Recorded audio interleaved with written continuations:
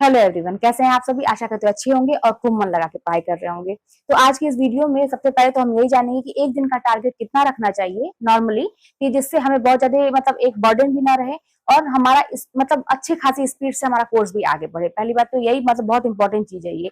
और एक चीज हम ये जानेंगे कि भाई बुक नोट्स और क्या क्या चीजें, ये तो मैं कई बार बता चुकी हूँ लेकिन फिर भी एक बार हम चर्चा करेंगे इस पे। टेस्ट वगैरह भी, यही सारी चीजें हैं एक अच्छी रणनीति की जो कहा जाए पढ़ाई के लिए जो हम बनाते हैं।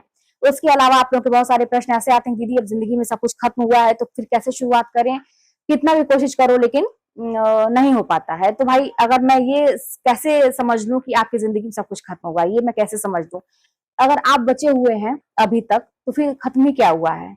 आपकी जिंदगी में माना कि बहुत सारी चीजें हो गई, बहुत सारी ऐसी चीजें हो गई जो नहीं होनी चाहिए थी, लेकिन फिर भी अगर आपके हाथ पैर सही सलामत है, आपका दिमाग काम करता है, अगर आप जीवित हैं तो फिर खत्म ही क्या हुआ है। फिर से अपनी जिंदगी को नए सिरे से शुरू की जा सकती है। तो मान के चलिए कि अभी कुछ भी खत्म नहीं हुआ है, हम फिर से एक नए सिरे से अपनी एक जिंदगी की शानदार शुरुआत कर सकते हैं। ठीक है, और वो शुरुआत करने का मौका तो समझिए कि अभी तक अगर नहीं किया तो अभी से शुरू है ना। हमेशा से जब से आप काम शुरू कर दें वही आपके लिए अच्छा समय हो जाता है। तो कभी भी अपने दिमाग में ये फितूर मत पालिए कि सब कुछ खत्म हुआ हो गया है। अपनी जिंदगी का रोना कौन रोता है भाई, वही रोता है जैसे जो वेस्ट मटेरियल से कुछ बना ना सके, है ना। जैसे अब हम अगर ये बात कहें कि दूध फट गया तो जिसको कला नहीं आएगी ना बिगड़ी हुई चीजों से, वेस्ट मटेरियल से कुछ बनाने की, वो दूध को फेंक देगा। लेकिन एक कुशल गृहिणी वो होगी ना जो फटे हुए दूध से क्या बना देगी, पनीर बना देगी। आप ढोकला बनाते हैं, ढोकले का बैटर बनाते हैं, है ना। तो उसके बाद से आप देखते हैं कि उसका जो बैटर बनाते हैं तो फिर मान लीजिए उसमें स्पंज नहीं आए और आपका वो बिगड़ गया पूरा, है ना। वो थक्के की तरह जम गया वो बेसन, उसमें स्पंज नहीं आए, वो मतलब स्पंजी नहीं हुए ढोकले, तो फेंक देगा। अगर जिसको उस चीज से कुछ बनाने नहीं आएगा वो फेंक देगा। लेकिन एक कुशल गृहिणी जिसके हाथ में कला है वो क्या करेगी, उस बेसन की जो वो बिगड़ा हुआ है उससे वो सब्जी बना देगी, उसको खाया जा सकता है, उसका इस्तेमाल कर लिया। तो वैसे ही हमारी जिंदगी है भाई, अगर कुछ बिगड़ गया तो अगर बिगड़ तो गया तो ठीक है, लेकिन अब जो बचा हुआ है, जो अभी तक है, अब उसको हम सही कैसे करें, ये कला आनी चाहिए। बस यही अगर कला आपको जिस दिन समझ में आ गई ना, उसी दिन से आप अपने जीवन की शुरुआत कर लेंगे। तो फिर चलिए समय को वेस्ट ना करते हुए हम ये समझते हैं कि एक दिन का टारगेट। अब भाई एक दिन, ठीक है ना, एक दिन जो है में 24 घंटे होते हैं और अगर आप कोई भी काम अच्छे से करेंगे तो 24 घंटे कम नहीं होते हैं। आप जैसे मैं अभी वर्कआउट कर रही हूँ, मैं अपना एग्जांपल दे रही हूँ, तो जब एकदम थक जाती हूँ ना, जैसे मतलब कोई चीज शुरू करती हूँ मैं 5 मिनट का उसमें सेटिंग रहता है ना, 5 मिनट 10 मिनट 15 मिनट का, मैं देखती हूँ कि करते जाओ बहुत कुछ होता है। तो इसी तरह से जब आप रिविजन करेंगे ना तो आपके लिए 5 मिनट जो है ना ये भी बहुत होता है। अब कोई 5 मिनट अगर आप बात करेंगे तो आपको पता नहीं चलेगा, लेकिन आप 5 मिनट देखेंगे आप बहुत कुछ पढ़ाई कर सकते हैं। तो एक दिन का टारगेट कैसा रखें, एक दिन में कम से कम आपको, अगर आपके उसमें हिंदी साहित्य में, ठीक है, साहित्य मान लीजिए एक आपका पोर्शन है साहित्य, एक व्याकरण है आपका, ठीक है, एक मान लीजिए भाषा विज्ञान है, भाषा विज्ञान है, और एक काव्य शास्त्र है आपका, ठीक है, और एक आपका संस्कृत वाला पार्ट है, ठीक है। ये संस्कृत, अब आपको इन पांचों को बैलेंस करके चलना है, लेकिन एक दिन में कितना करें। तो साहित्य का एक टॉपिक उठाइए, ठीक है। टॉपिक क्या, मैं तो क्या करती थी कि जैसे नोट्स, किताब और बाकी चीजें टेस्ट वगैरह। अब आपको किताब में मैं ये काम करती थी ना कि मुझे पूरी किताब खत्म करनी रहती थी, है ना, तो मैं पेज फोल्ड करती थी। तो कम से कम आप 5 से 6 पेज फोल्ड करें, ठीक है, 5 से 6 पेज फोल्ड करें और अच्छे से, है ना। मतलब समझिए कि अगर वहीं कहीं लगभग लगभग अगर एक टॉपिक खत्म होने वाला है तो 6 से 7 पेज भी कर सकते हैं, है ना।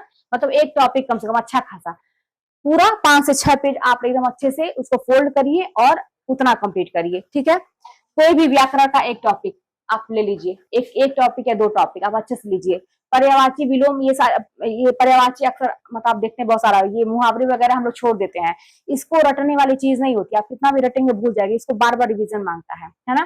तो बार बार आप पर्यायवाची और मुहावरे और जो छोटी छोटी चीजें हैं, है ना, समानार्थी, वर्तनी शोध करने वाला आप देखते हैं वाक्यों का भी जो आता है, उसको बार बार रिवीजन की जरूरत पड़ती है। तो आप कोशिश करिए कि एक दिन में 1 या 2 दो चीज कम से कम, एक नहीं 2 चीज व्याकरण से लेके चलिए, ठीक है। और भाषा विज्ञान से कोई भी एक टॉपिक उठाइए और उसको तैयार करिए। इस तरह से आप एक दिन में कम से कम 3 चीज, ठीक है, आप कवर करिए। दूसरे दिन में एक काव्य शास्त्र से और संस्कृत से, एक संस्कृत का तो बहुत मतलब मैं तो लास्ट में ही की थी, लेकिन अगर आप लोग को लगता है कि हाँ करना चाहिए तो संस्कृत का भी एक मतलब कोई भी कवि को उठाइए और उनके बारे में रूप वगैरह है और बाकी चीजें हैं उसको भी करते जाइए। लेकिन मेन आपका टारगेट क्या होना चाहिए?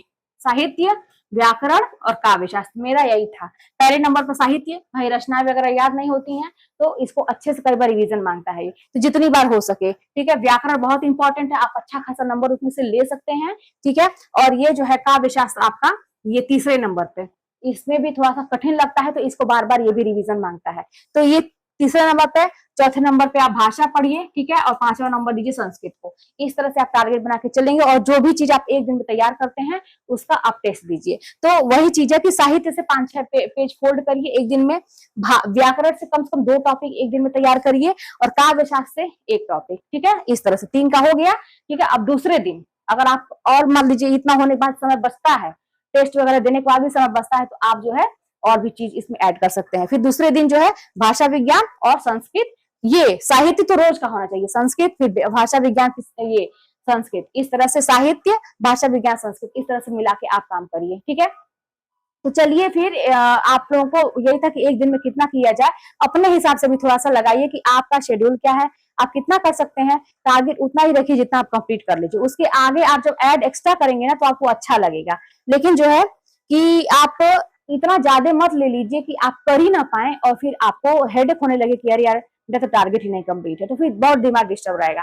तो इतना इतना करके चलेंगे ना बहुत है। उसके बाद से इतना तो रिवीजन का है, इसके बाद से आपका जो है डेली टॉपिक वाइज जो टेस्ट होता है, फिर वो जो आपने परचेस किया है कहीं से या कहीं से भी टेस्ट पेपर आप हल करिए, ठीक है।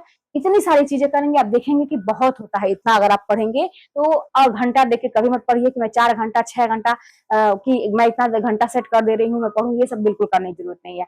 आप टॉपिक डिसाइड करिए, अब वो आप कितना देर में करते हैं, कितना जल्दी करते हैं, तब तक पढ़ते रहिए जब तक आपको अंदर से कॉन्फिडेंस नहीं होता है कि हाँ मैं अब कर सकता हूँ, ठीक है। तो फिर चलिए मिलते हैं नेक्स्ट वीडियो में, और कोई भी बात होगी तो कमेंट के माध्यम से बताइएगा।